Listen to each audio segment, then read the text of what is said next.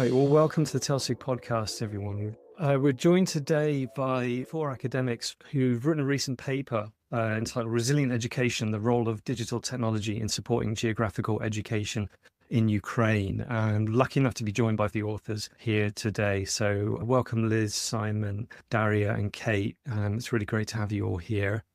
We're going to talk mainly about how this collaboration came about, and it would just be great to get your takes on what's behind the article and some of the implications for teaching, because I think a lot of what you've been going through in Ukraine will be of huge interest to the audience, and particularly the way technology has played such a role in the development of education. So we'll get into the weeds on that soon and we'll dive into the article, but we'll first do some introductions. We could get everyone to give us your potted bio and your input to the collaboration and how this came about from your end. So, hi, I'm Liz Hurrell. I'm in the Department of Environment and Geography at the University of York. And I'm on a teaching and scholarship contract. So I'm really interested in sort of the pedagogy of teaching and learning. And I guess how this collaboration came about. Well, the Environment and Geography Department got some UKRI funding to develop a twin with Kharkiv University. And as part of that, we were sent around a questionnaire about how we could see the department building on this collaboration. And I knew from COVID how important virtual field trips were. So I said maybe virtual field trips might be something that we could help collaborate on. Then some academics from Kharkiv University said they were interested in this. I wasn't in a position to be able to support them, so I passed them over to Simon Hutchinson, who has done a lot of work with Kharkiv and other universities around this. So should I pass over to Simon, who can elaborate on this a little bit more? Okay, so I think it was late 2022 or early 2023 when Liz put me in touch with Kate and her colleagues in Kharkiv, which is in the far east of Ukraine. And we started a conversation around teaching and the issues around remote learning, etc., because many of their students were dispersed across Europe as effectively as refugees, and there were considerable problems, obviously, with delivering the curriculum. So we were thinking about some of the virtual field trip tools that we've used to support our students during COVID. And we put together some plans. I, with other colleagues, delivered some workshops to train the students to use virtual field trip tools. Katia students produced some amazing field trips on the basis of previous field trips, the digital photos they had, or using their smartphones around the cities in other parts of Europe where they were based. And that was also supported by the Royal Geographical Society, and they put some of that material online for the world to see. Subsequently, we've tried the same approach in Kyiv with geographers there, and also with Daria in Chernivtsi, where there has been some online learning and then back in-person learning. So we developed this approach to allowing students to make their own field trips and staff, which then led in the summer of 2023. We got some funding stimulated by Kate's colleague, Natalia, but it also included Daria and other Ukrainian and Romanian universities through the Central European Initiative. We ran a summer school, and the idea of the summer school was it was hybrid, but it would provide some practical training for staff to learn how to make virtual field trips, to use digital tools, but also a wider community engaged in providing workshop material from the UK, from Czechia, Slovakia, and also students and staff from those countries and also Romania engaged. And then the whole idea was to sort of teach the teachers to try and spread that. And so the paper that we produced really tells that story. But also it was something that I found it's kind of an epiphany, maybe, in the presentations that Kate and her colleagues and Daria were making. They were saying, okay, this is great, but actually we were already doing a lot of this. We'd done this through COVID. We adapted that because of the war. And we sat back and thought, wow, there's some really fantastic stuff. This is resilient Ukrainians in practice. So there's some really nice, good examples of how you can adapt, how you can change, how you can be resilient, and how you can employ digital tools, but also some of the issues around that, some of the downsides. And what we'd really liked, the article is really to sort of demonstrate that, but also to try and get a wider community involved in maybe supporting academics, students, geographers in Ukraine. Thanks, Simon. Kate, you're next clockwise on me. Yeah. Hello, I'm Kate.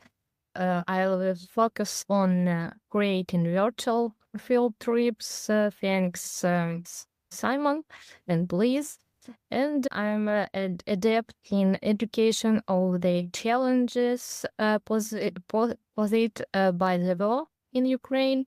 My passion is to empower students with practical skills, foster sustainability, and employ innovative teaching methods. My academic work, I participate in international education in New York, in Romania, in other one projects, and organize events to engage students and our colleagues. Perfect. Thanks, Kate. Daria, over to you. Yeah. Hello, everyone. I'm Daria from Western Ukraine. I'm a teaching position at the Department of Physical Geography, Geomorphology, and Paleogeography. So, of course, field studies, field education is central for our department. So that was the primary background how we met. Yeah, I joined this team in 23, but before we have met on the conferences, Paleo Science conferences with Simon. So that was a great opportunity for us to keep going with online learning, with field trips, because we needed tools for that. Of course, we were in better position than in Eastern Ukraine, so the teaching were in hybrid format, but we have to make this teaching diverse in order for our students to keep empowered and keep excited about the training. So we joined this summer school with Simon and Liz, and afterwards we keep developing our collaboration in different fields of digital tools and resilient education. Hey, thanks. So important to clarify, you're all geographers by training. You're subject matter experts in the field, literally and metaphorically. Yeah. But the lessons here are we're looking at teacher training, looking at teachers how to use digital tools and how to get the most out of them, which is something I think people from across disciplines will be familiar with and hopefully be able to relate to. But I want to dive into that in a minute, but can you give us some contextual information as to what it's like, or what it has been like over the last few years, teaching in higher education in Ukraine? When you touch a little bit on this in the article, we talk about the damage to physical buildings. I think this is mostly in the Kharkiv University in the east, and there's slightly more in-person education going on further from the front lines. But can you paint us a picture for people who we're only in the UK, I think, especially we get the headlines, but as you know, with sort of jostling for position with all the atrocities that are happening around the world. So, really start from the beginning and give us a picture of educators' roles on a day-to-day basis in a Ukrainian university. Maybe I start there. The ongoing conflict has had profound impact on teaching, of course. The destruction of infrastructure, like access to practical training sites, and general insecurity, major challenges. Teachers, professors, and everyone in our university, the focus to adapt to the psychological effects of the war on students. Many of them struggle to remain motivated of the face of stress and tragedy, and stability of structure and planning have become almost impossible. And we start train and some master classes. Yeah, Simon and some motivate with students and colleagues, and we start a new line. Maybe it's for us. Because before we have some photos, some videos, but after the collaboration with Simon, we start a big family maybe, and we understand we're not one in this world. Yeah. I will, of course, firstly, I would say that everything comes in comparison. So, of course, in Western Ukraine, we were in much better situation. But as the war shows that despite the distances, the war is close to everyone. We had also in the Western Ukraine unexpected, probably for us, for Western Ukraine, it's also a lot of attacks, and we had to get used to the sirens and the warnings. And there were also some damages.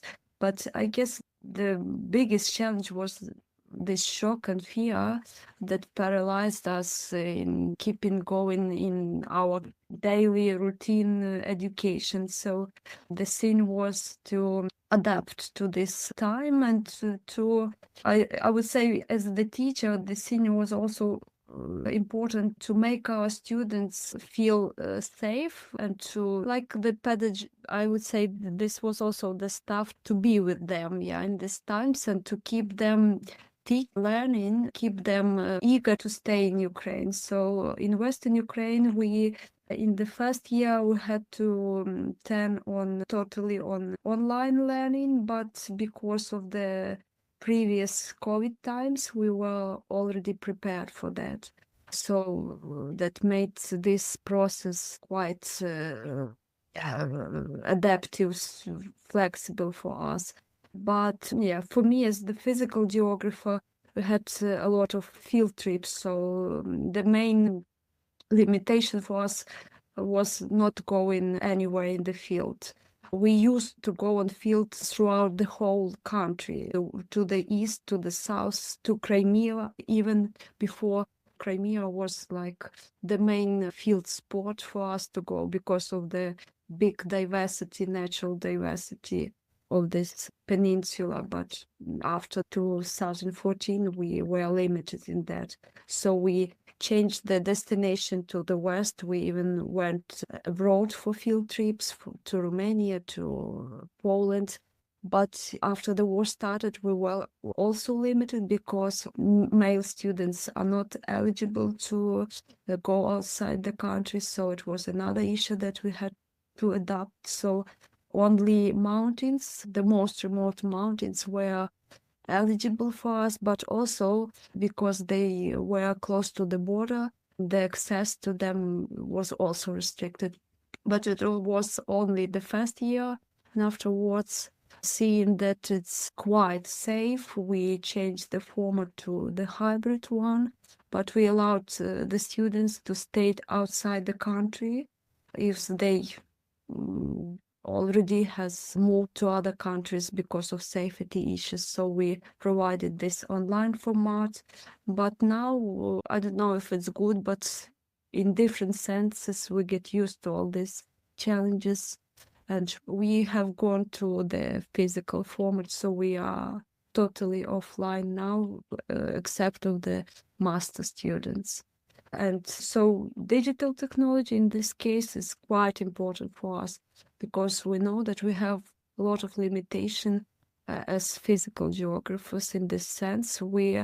If we can go, we are not allowed to enter a big space of our country. So using the best of digital tools is a key for us to develop. And in the other sense, it's the great tool for us for students to show that it could be resilient, and nevertheless it could be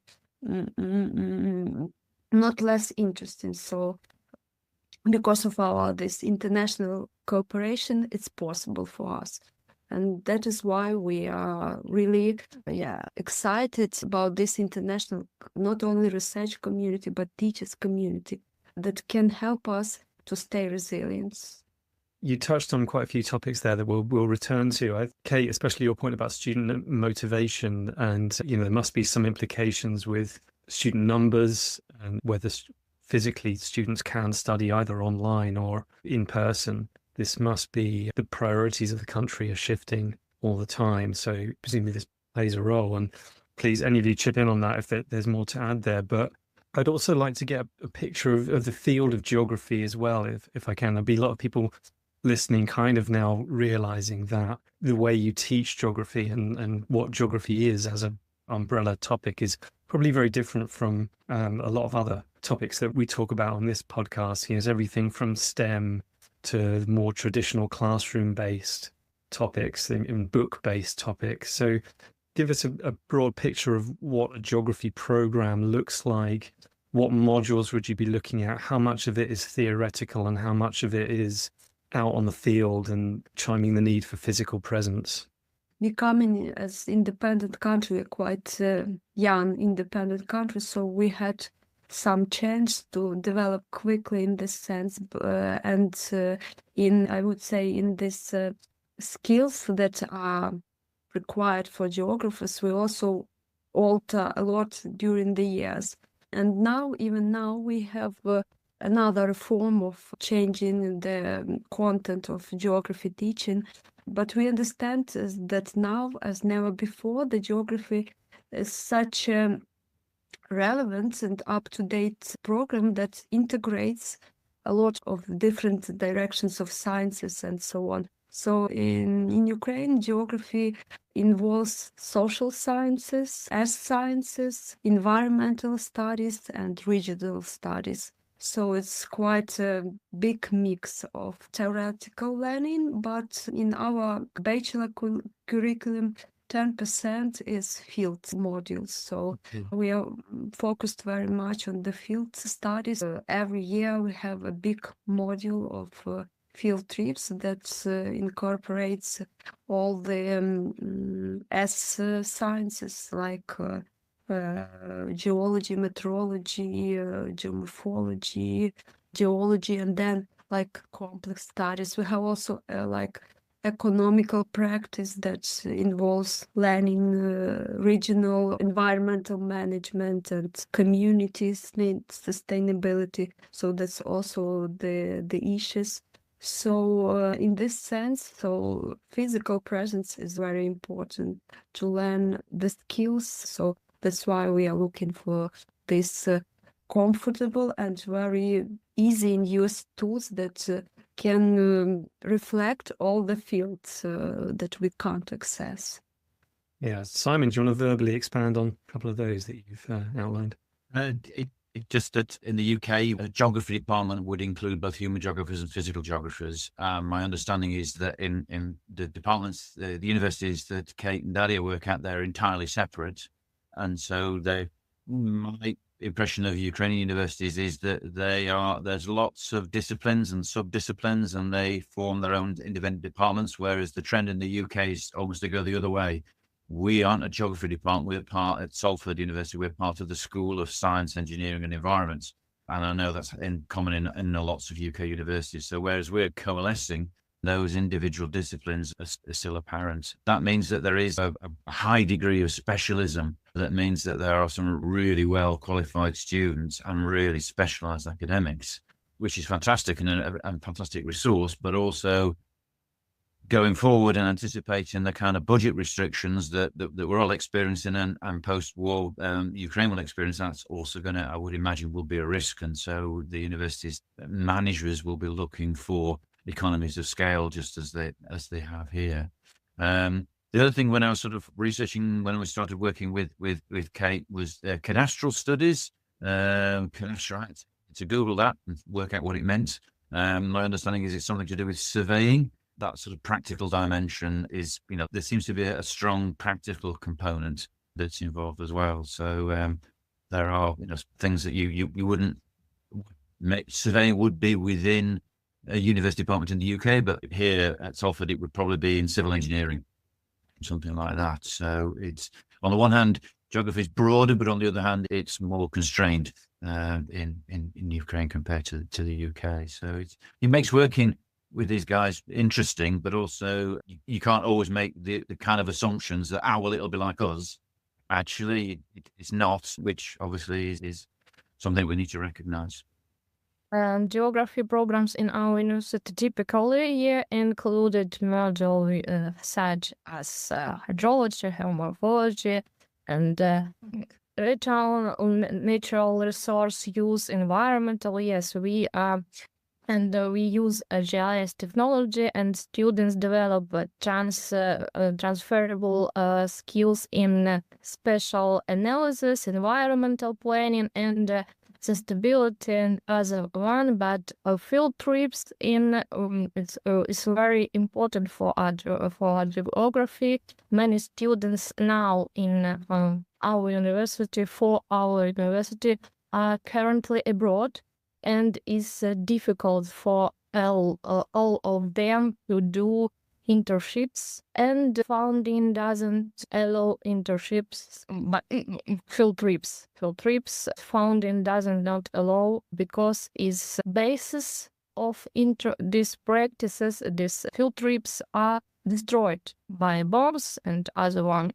And now our education only online, because we haven't a lot of shelter, because we have only online now.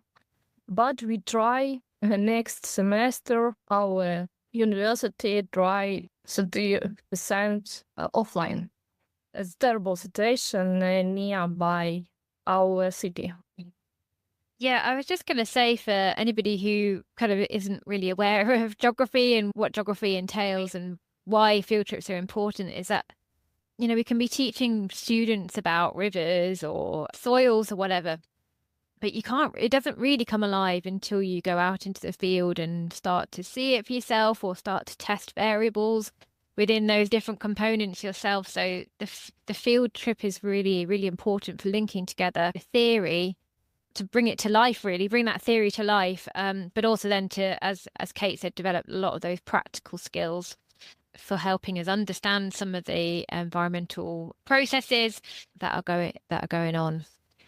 Yeah, and there's a point you make in the article, I think, is that geography is a really high stakes subject, because it's going to play quite a key part in the reconstruction of Ukraine post-war, and these are skills that are going to be very much in demand. Obviously, there's a lot of advantages that you've discovered through the shift online, and it's just, this resilience is amazing. The fact that it's such a physical science has stayed active and current, you've managed to go forward. If it ended tomorrow, do you feel that the education you've been able to provide has given students the skill sets that they need? Yeah, may I? So I think that because of COVID, we have adapted quite early. We have undergone digitalization in our daily life, so that was the issue that was quite easy in these circumstances to be online. But I would say that the main challenge is this physical presence. Because we are humans. I guess it's for COVID also the same issue, that we lost this contact, this close contact to our students. And in some sense, during the war, they are losing their excitement, empowerment, stimulus to learn because of burnout, because of this daily stress. So that's maybe the biggest issue for us. And of course, because we are uncertain of future, we have a lot of migration nowadays. For us also is the challenge to keep young people. It's important for us to have this young population who will be eager to take part in this resilience of Ukraine. So that is another issue that we try to discuss with our students.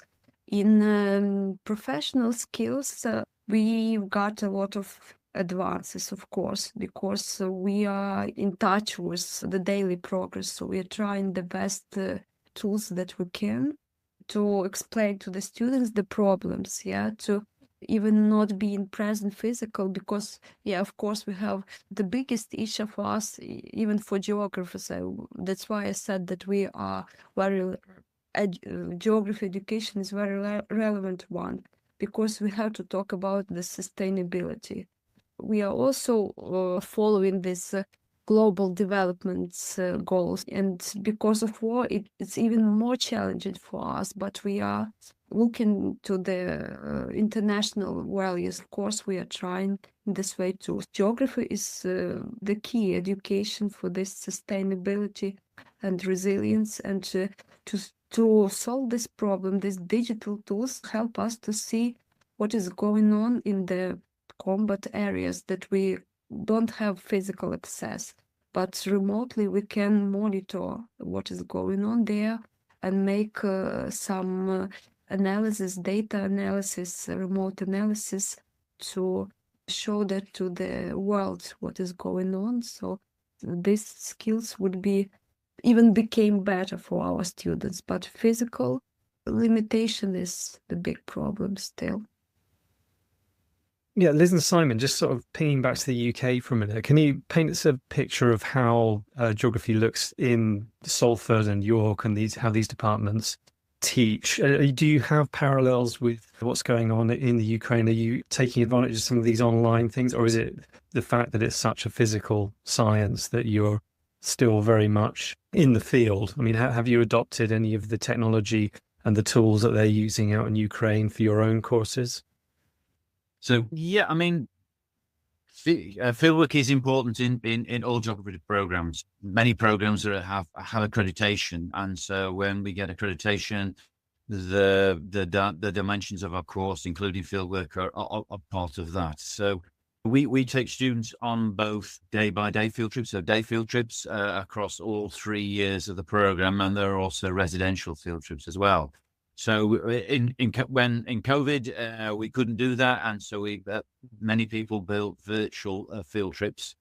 And actually, we've determined that these virtual field trips are also still useful. I still give my students, before we go to the area of the Peak District where we look at landslides, they get the virtual field trip before they go, and some of them access it. More of them access it after they've been, for the bits they've missed, and even more of them access it when we get towards the assessment period. So we use these digital tools to support learning generally, but also to support students in general, but also students with different issues, because through COVID or for other reasons, many students have concerns about engaging with other students, about being in the field. It may be a physical problem, it may be other problems. So actually being able to show them that site through a series of video clips or 360 photos, actually, for a lot of them is really reassuring. So I found that rather than discouraging students to go on field trips, oh, well, I can just look at the virtual version, they actually see it and go, oh, okay, that doesn't look too bad. Oh, okay, that's quite interesting. So we still very much use them to try and support accessibility. Accessibility and inclusion in geoscience in general is a big issue. Many students will come to university from a school background where they haven't had access to field trips because they're expensive. There's risk associated with them. They may not have teachers who feel they can lead field trips. So it can be quite a novel and challenging experience.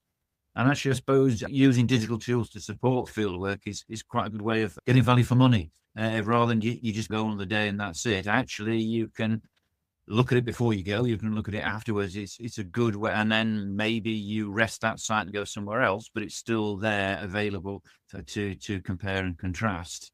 And actually, that's what an aspiration that Liz and I have, is that if other staff in other UK universities have the virtual field trips, great examples from the north of Scotland or Mid Wales or whatever, why couldn't those be shared to build a bigger repository of shared field experiences? Okay, they won't be badged University X and used by University Y, but is that a problem? We're all contributing, because I think one of the things I've found really useful working with these guys in Ukraine is being part of that bigger community. It must be, we all remember what COVID was like. Imagine COVID, then a war, how isolating that would feel for both staff. These guys are tired and working hard. And then if students aren't even there, you don't even get that interaction in the classroom. It's that sort of trying to build some kind of community that's really important. So I guess in many ways our programs look across UK universities, probably geography looks fairly similar with different specialisms depending on the staff. They will all meet the general criteria for geography to be a geography program. But yeah, fieldwork is an important component part. But unlike some of the examples I've seen from Kharkiv University, the photos and things that students used to make their virtual field trips of going to the field for 2 weeks, of going and camping. and being out in the mountains, it's in a sense more physically challenging than a lot of our day trips to the Peak District might be. There's some good examples from Ukraine that I use with my students to show what different kinds of field experiences are. Yeah, and this technology not only create virtual trips, but we create and monitoring some landscape and modeling landscape and special data analysis and making education access to even remote or unsafe conditions. And other one, it's digital tools such as Google Earth and Story Maps and Sentinel-L browser. We use this program and including Simon share for us a new program. You're talking about ThingLink. It's an education. Yes. It's an online platform called ThingLink. Actually, to be fair, ThingLink have been really supportive. They provided extended access to the Ukrainian partner universities.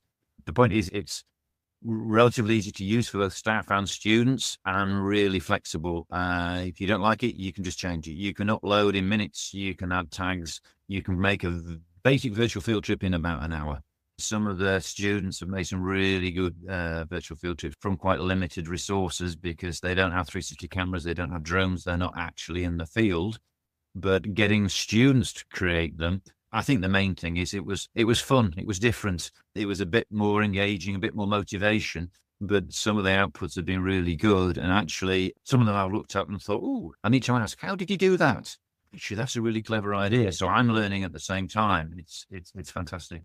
Yeah, so like Simon, we have day trips, and we also have, for every year we have a residential field trip. 2 of those are compulsory residential field trips, and one of them is, the third one is a optional field trip. So they are very much part of our teaching program.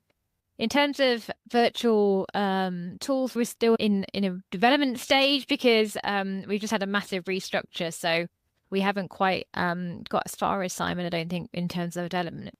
I started that this summer with a placement student. We went out and did some field videos, just showing some videos on how we sample from a river and how we do some landscape survey. And the idea of that was to support our students in preparation for their field trips. So rather than being as a replacement, they're very much helping them see what they will be doing on the field and kind of getting them up and running a bit faster.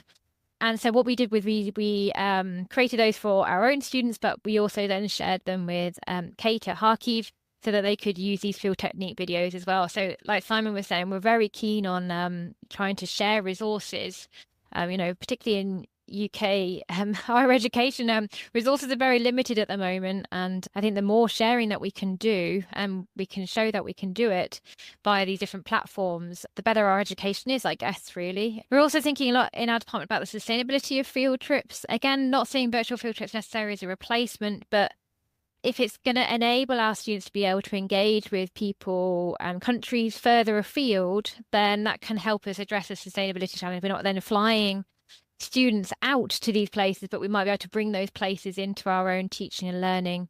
And I guess, again, reflecting on the financial situation in higher education in the UK, field trips are expensive.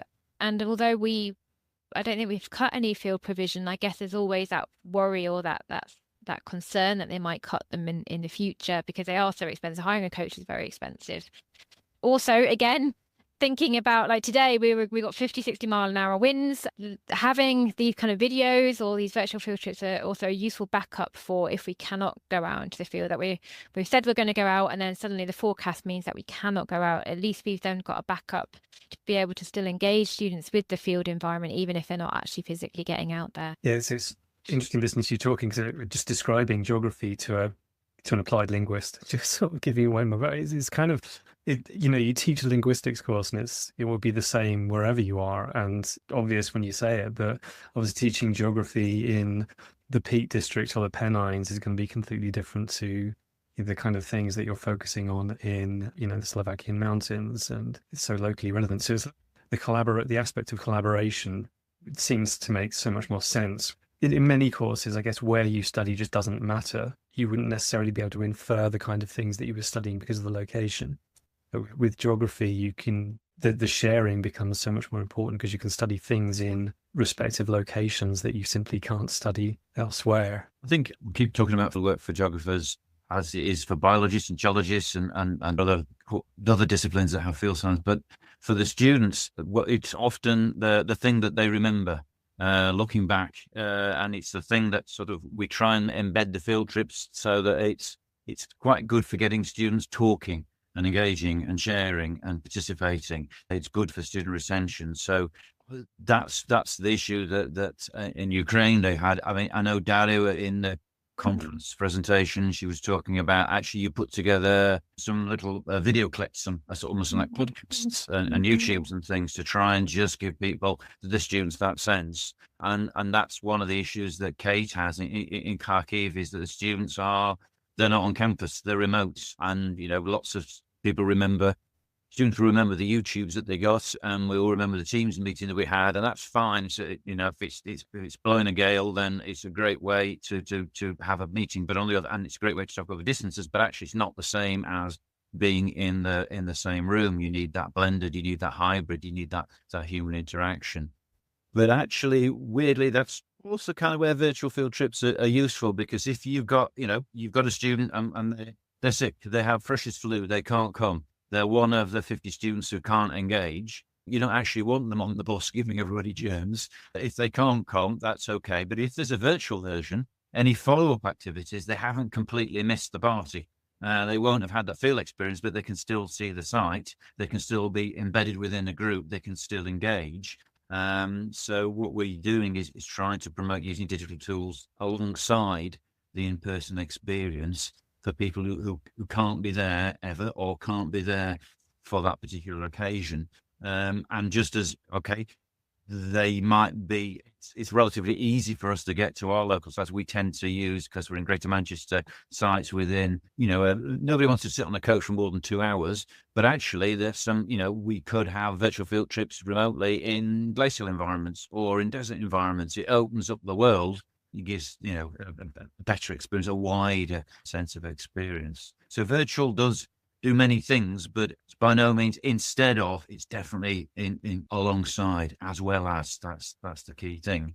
Yeah, I totally agree with Simon. Yeah, for us, field trips is a lot about social skills. As we are going for 3 days or for a week in the wild environment. So here, of course, the best qualities of humans will appear. So when we ask graduates what they remember the most or what they cherish the most from their education, they always remember the field practices. Because even if they haven't understood some theory, some minerals or some weather phenomena or some landscape processes, so in the field they had the best chance to understand that. So that was a really great experience. If about the digital tools, I would say for us it's also a helping hand, because we've got a really nice framework to do these field trips. The preparation for this field trips, that students are already aware what they would expect there and can already prepare for some knowledge that they need to have in order to go further, to understand deeper in the field processes. In this field, we also try to cover all the diversity of the landscape. So that was the main issue for us. Because Ukraine is quite a big country, we had all the diversity of the landscape, from mountains to flat areas to sea coast. So we had a really great chance to see all this diversity and to students explore the differences that are happening in natural processes. So that is the challenge for us to show that in the best way this. But yes, before, in the COVID times, we made a lot of videos. Personally, I with my colleagues, we launched the YouTube channel. So we started to film like weather station or some natural landscape diverse places in order to show to our students. So on the other hand, while students were stayed at homes, they can show us their places. So that was also an interesting exchange for us. They learned to do some field sampling by themselves, like collecting some minerals, some plant species, or making some essential weather observation using some easy tools. So this was also another point of our collaboration between students and teachers. I think these digital and offline tools work the best together. So we are hoping that we can develop them together in future too. Really starting to feel that I've had a missed opportunity with my education, spending all of it in a classroom. I could have been out on field trips in the mountains and getting stuck into nature. So it's you talked a lot about various platforms and software that have been really useful in keeping everything, using digital technology to keep us all alive. You mentioned Google Earth a lot in the article, and I'll come back to that in a sec. But ThingLink, I think that's something that I think a lot of educators will be familiar with, and we use it even in classroom-based teaching. It's great for just it's the one, I haven't used it for a while, but I think it's the one it turns anything into a portal. Is that right? And you can just kind of turn a visual map into something that guides you through various stages. It's a piece of educational software. It's an online platform, and it's a way you can upload photos, video, 360 photos, 360 videos, anything and everything, and then you tag it. So you can say, okay, here's a map. Right, what does it look like at the top of the mountain? Click on the map at the top of the mountain. It will then open another image. You can get a 360-degree image. You can add labels to label the rock types, for example, soil layers, and then you can move down to the bottom of the mountain. It's a digital visualization tool. It's software that's relatively easy to use. It's very intuitive. It's made by educationalists for education. It's something that's quite flexible and adaptable. You don't plan the course and then make somebody else in the audiovisual department makes it, and then it's set in stone. Teachers can make it, students can use it, and if you don't like it, if you want to change it, click, it's changed, and then you share the link. Yeah, I would add that because of this, because we are like in space, so space for us is very important. So ThingLinks provide us with this space frame, I would say, and to see that in the spatial context, so we can find all the components of the landscape throughout this ThingLinks maps and add all the tools. For me, it's also important because you can add some transits to some out resources, so you can save it as the guide for learning some topics, some modules, or even the guide through the space. So that's also for us quite interesting. And talk a little bit about Google Earth now, because I think Google Earth. It's probably something everybody knows. I think it's nearly 20 years old now. I think it came out about 2005, 2006, but presumably it's significantly advanced beyond what it was. I think for most people, once they found their house, they sort of lost interest and moved on. But I've heard anecdotally it's light years ahead of what it was. So can you talk us through some of the capabilities of Google Earth now? What does it enable you to do? How fine-grained does the detail on Google Earth? How does it let you explore landscapes? Yeah, despite the lack of physical access to field locations, it's possible for us using this program. I would add also that, just quite recently that Google is quite good for making even survey. In Ukrainian reality, it's very nice because we need this awareness of what is going in different parts of Ukraine. So as we checked with our students, it's a good opportunity to make survey even for like different classes of surfaces and changes in these surfaces, like forests, like when we had the damage of the Kakhovka Dam. It was also the possibility for us to monitor the changes after the water has gone from the reservoir and to discover how much changes has happened over this year. So I would say that over the years, the Google Earth has become more detailed. The resolution is impressive. One big advantage is it's free and there's global coverage. There's also effectively a timeline function, so you can look back. It will take you automatically, not necessarily to the most recent image because there may be cloud cover. It will take you to the best image, but you can go forward and back in time. Not a long period of time, but you can start to look at change over time. With the online version, so there's different versions you can download, but you can then start and put the landscape into 3 dimensions up to a point, and then you can tilt and rotate, so you can start to look at landform features from different angles. And then there's quite a nice little function called Google Earth Project, so you can tag the location, add some information, and then tag another location. So you can then give somebody that link, and it will say, okay, take you to site 1, little bit of information, an external link, and then it will take you to another place. But I think what Kharkiv in particular have done is they use that as a source of information. And then Vlad, who's not here, is a specialist in remote sensing and GIS. So they use that as raw data and then start to analyze that further. And there's been I've seen some of his work, which is really, so the war obviously is awful and restricts everything, but there's also some really cool examples that Kate's worked on in terms of impacts on water level of local water bodies, and also damage from munitions, etc., on forest cover. Fires developed from that. So they're also sort of turning it around and using some of the consequences of war as learning examples for student activities. But Google Earth has come on a long way, and you can also start to dip into Google Earth Engine. And there's a lot more you can do. You can sort of lift the bonnets and look underneath, and with the appropriate training, then there's a huge amount that you can do. Within Google Earth as well, you can do some very, very simple data analysis. So you can draw transects and it gives you an elevation profile. So then you're not just looking at this 2D image, you can actually then kind of picture what it's like in an elevation profile.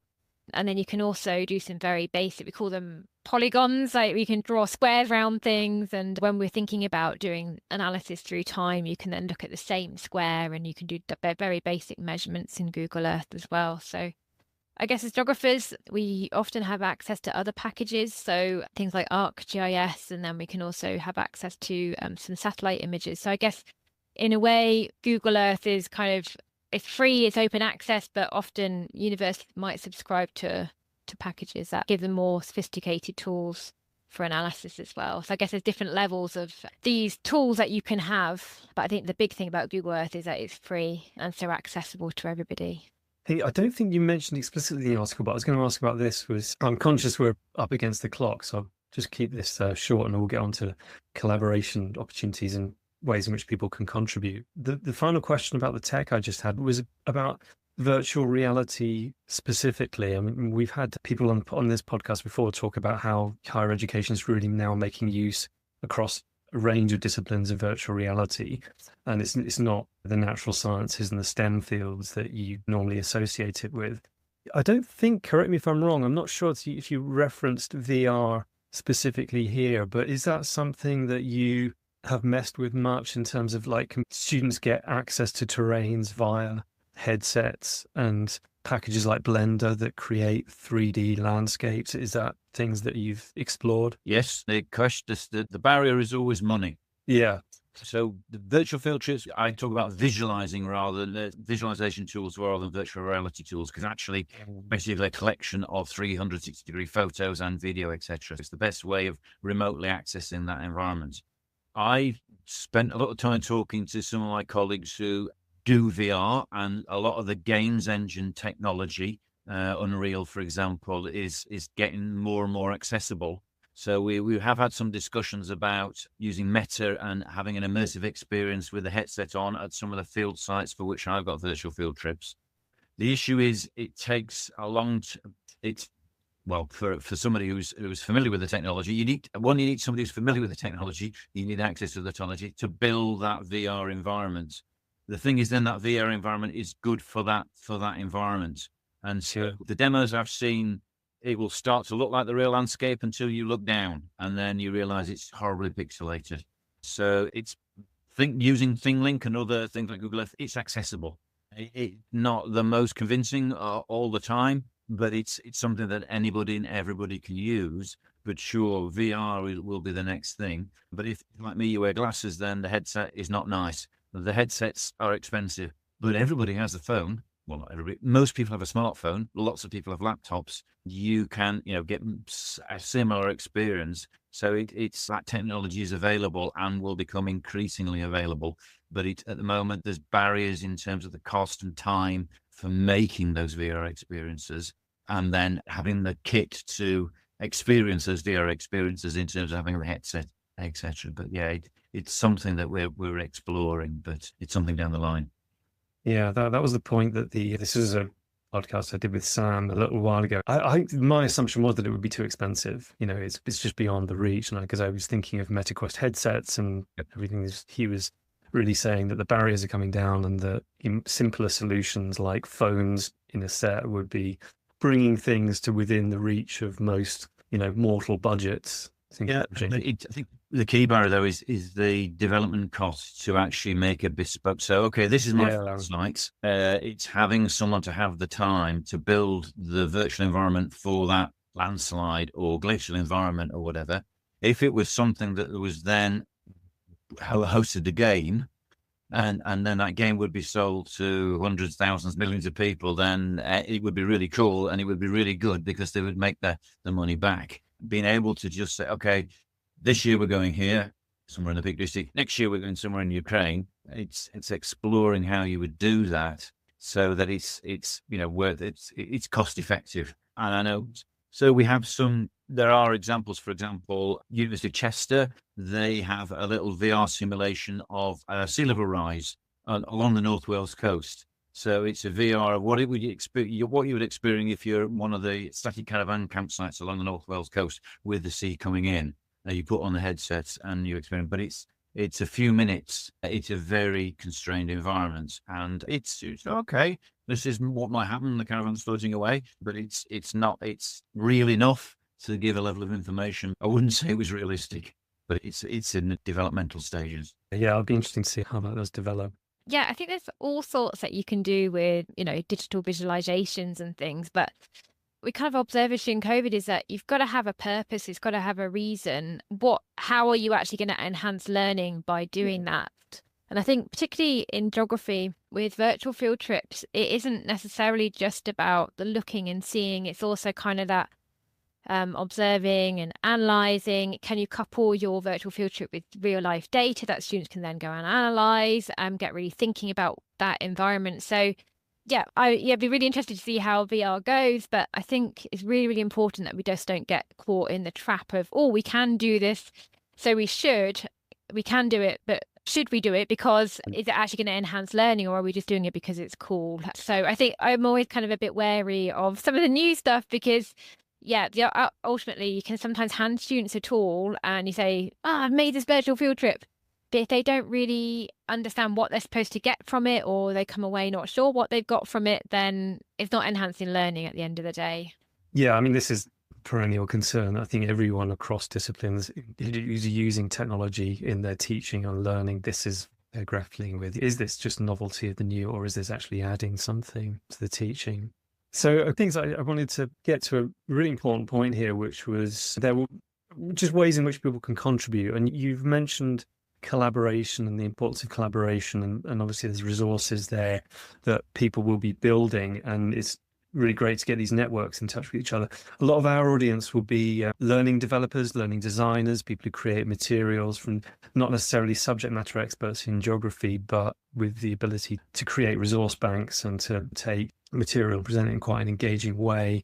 So is there any ways in which people with these kinds of skills, whether it might be time or even like charitable donations looking towards reconstruction in Ukraine and looking at a post-war period, what are the best ways in which these people can contribute? And we'll put links to any recommendations that you have for portals in the show notes to this. For anyone listening, what are some pieces of advice you could give for getting involved and contributing and collaborating with people internationally?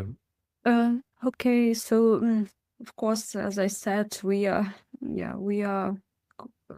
in great way here in Ukraine here in Ukraine because of this international support, because having the resource here.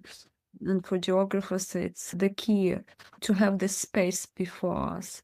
And we see this environment not only as nature, but also the environments that makes us peaceful. So the lots of senses that even nature makes us recover from all the stresses that we have. So for me, the big sense is in preserving the environment. So yeah, in the last year, I've been involved in this initiative of creating some transboundary nature parks where we can model this resilient environment, cross-border environment with Romania, for example, where we have remote communities, and we can provide these models for peaceful, sustainable communities, and as the chance to show that despite the war we can be peaceful and we can provide the place for people to live sustainably. So I would say that the great issue is to help us with these tools to preserve these places.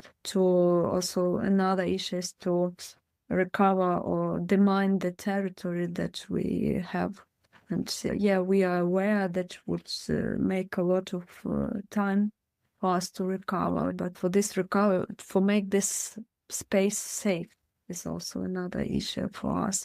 So there are a lot of national programs. Of course, we have the guide, I would say, the peace guide that encompasses, if I'm not mistaken, 11 areas, and one of them is safe education and also environmental policy. So to this compact, there is a lot of NGOs that are working with communities, and they are open to this collaboration.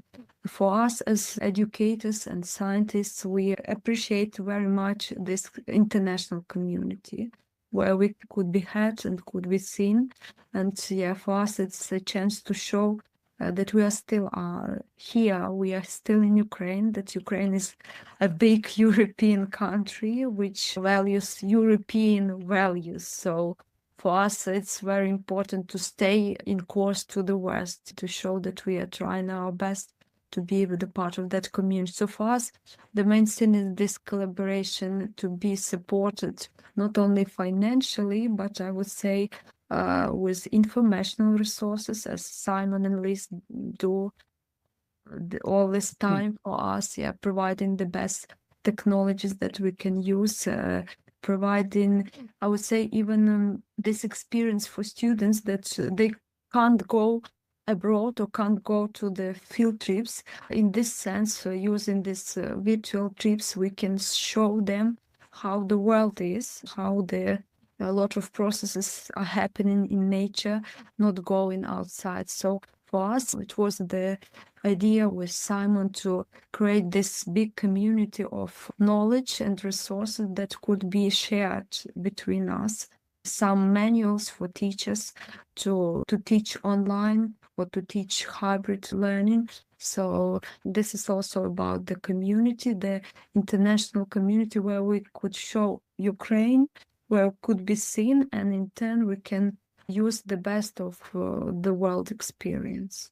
Now and post-war, the education system is expected to integrate lesson learning during the conflict, during the war, especially digital education and virtual field trips and hybrid learning will likely remain key components. Emphasis will be placed on rebuilding institution, training expert for reconstruction, of course, and fostering international collaboration.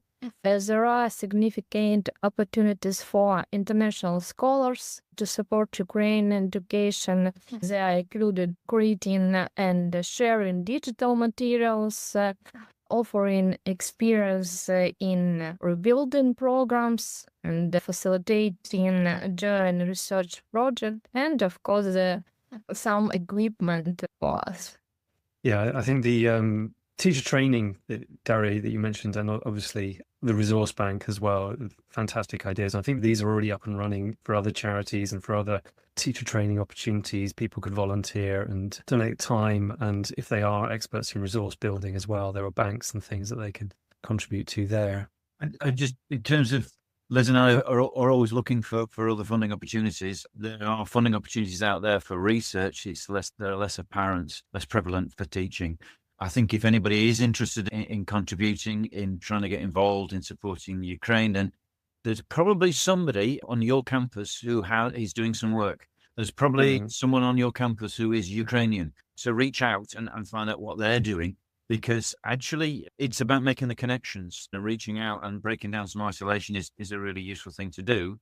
But in reaching out, they may be in a different discipline, but if you're a geographer and you're reaching out to an engineer, they will know some geographers and vice versa. So actually just talk to your colleagues in your home university and see what collaborative activities there already are. But I think what's really important, and the thing that Liz and I keep doing, is writing about this, speaking about this at conferences, just don't letting people forget, and keeping in touch. So I'm periodically always bothering Daria and Kate with stupid comments and photos of snow. They've never seen snow in Ukraine, obviously, but just messages, just to keep in touch, and then exploring funding opportunities, whatever comes up. The hit rate is going to be low, but we'll keep trying. But I think that would be my best advice: is reach out, get in touch, but maybe do it through, if there's any established links, because a lot of the groundwork will already have been done, possibly. Yeah, I think I just to build on Simon's point, I think like you were saying earlier, Phil, about the war in Ukraine, in the UK, we only see kind of headline figures. And I don't think I was really kind of aware until, talking to Kate and Daria and people at the summer school that, education is still going on, that our colleagues in Ukraine are still educating their young people. And that must be very, very difficult. And I think just raising that awareness that the education is still going on, and wherever we can support them in that, I think would be a good thing, really. Because I can't even imagine what it'd be like to continue education during a war. But it's really, really important. I think they're educating the future of Ukraine. So it's really vital work that they're doing. So yeah, I think that was part of the point of the paper, and then we did a press release. We're doing this podcast is just to say to people, we still have colleagues out there still working against all the odds to provide and continue to provide an education. And I think that's a really important message for people to be aware of. What are the travel opportunities like? Do you guys get to, I don't even know how restricted travel is in Ukraine now. Presumably there are some parts that are more accessible than others. Do you guys get, Simon and Liz, do you get the chance to go? Have you physically been there yet? Or? There's no way my university would sign off. I'm not as brave as Daria and Kate anyway, but there's no way they would sign off without exceptional reasons, just because of the insurance, just because of the exceptional risk. But I'm coming as soon as I possibly can, because it looks to be a beautiful landscape. And, Kate's got bees and massive amounts of honey. When Daria lives, there's the fantastic mountains. So we've got plans, but most of the traffic has been in the opposite direction. And in fact, while we were speaking, I was telegramming Kate about a possible conference opportunity. So when we had the summer school in Romania, we had that in Romania because they're a Central European state and they got the funding through a colleague. But it was relatively close. Bukovina is in northeast Romania and close to the Ukraine border. So Daria popped over the border, and Kate's, how many days? 14 hours on a train, was it, to come across from the east of Ukraine? Approximately. 14 hours. But that was Kate and Daria, because of, basically, if you're a guy, then unless you've got exceptions because of your age or other characteristics, not coming. Actually, the airspace is totally closed in Ukraine, so we can't go abroad from Ukraine by plane. But in my case, I'm near to the border with Romania, so that was the opportunity for us to develop some activities like summer school and some research collaboration, go into Romania. So there we could meet with Simon and Liz, and so these neighboring countries also provide us great support. In Ukraine, we get used to it. So that we still travel a lot in Ukraine. We are going to Kiev. In Kiev, people are still like, because it's capital, we still like arrange our affairs there. So yeah, people get used to that. And even students, yeah, also get used. So they become more mobile through the years because like I would say it's also because maybe in some sense because of field trips, they get this essential skills of surviving, like in case that some imagine will happen. So I would say that's also part of this, but we become more brave in traveling because we expected that it would end very soon, but you see it's going and going. And we are aware that we have to live, have to learn how to work, have to develop. So despite all these obstacles, we, as even physical geographers, we are returning to the fields where we can do that. When we were on the summer school, we had a practical day when we went up into the hills and we were using GoPros, etc. And so halfway up the hill, Daria and the Chernovitzy crew basically said, "Okay, we're going." So, "What's wrong? Where are you going?" So, "No, we have to go back because we have to pack, because we have to drive to the border, because we have to get back before curfew." Oh, okay. But they then missed Kate finding all the bolitas. So if you tell Ukrainian people in the field, they go crazy for fungi, probably like Poles. So I was very brave, and I ate some. But she found these fungi, I prepped them. They were fantastic. But it's just that reality of, okay, we're having it was a beautiful day. You're in the beautiful mountains, but these guys have got to go back to a country at war, to get back before the curfew. And similarly, I'm messaging Kate via Telegram. So, we're in the field today. Here's a photo. And she says, "Okay, I hear this nasty noise. What is it?" "It's a drone. It's a surveillance drone.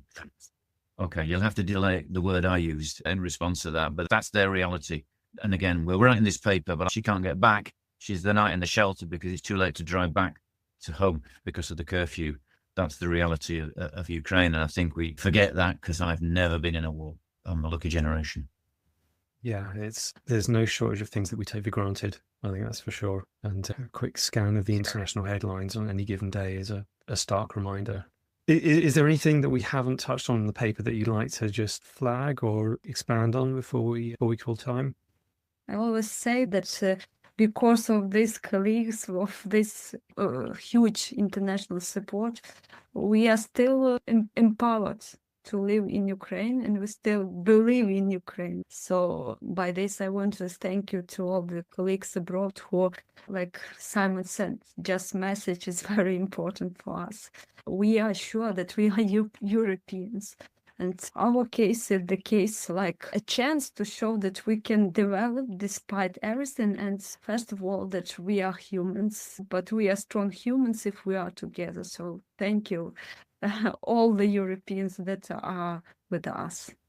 Yeah, I'd just like to say that we're actually Europeans as well. Despite some noises you might hear to the contrary from time to time, the collaboration that you get really makes you feel that these artificial boundaries that we place between institutions and nations they really exist only in the mind. Thank you guys so much for being so generous with your time. This has been a really great conversation. Well, thank you for organising us, and thank you, Daria, Kate, for coming. Thank you, Liz. Thank you, Phil. Thank you, everybody. I know it's really nice to have a conversation and see Kate and Daria again.